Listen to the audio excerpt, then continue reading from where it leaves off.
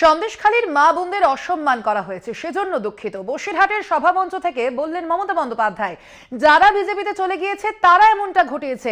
আর কি বলেছেন তিনি, শোনাবো। মা বোনদের জন্য আমি নিজে যা ঘটেছে এবং যেভাবে আমার মা বোনদের অসম্মান করা হয়েছে, আমি তার জন্য আমি আমার হৃদয়স্থল থেকে আমি মর্মাহত, আমি দুঃখিত।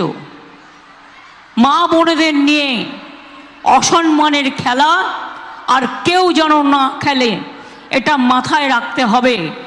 এই জিনিসগুলো বাইরে না আসলে মানুষ বুঝতে পারতো না অ্যাকচুয়াল বিজেপি চক্রান্তটা কি করে করেছিল।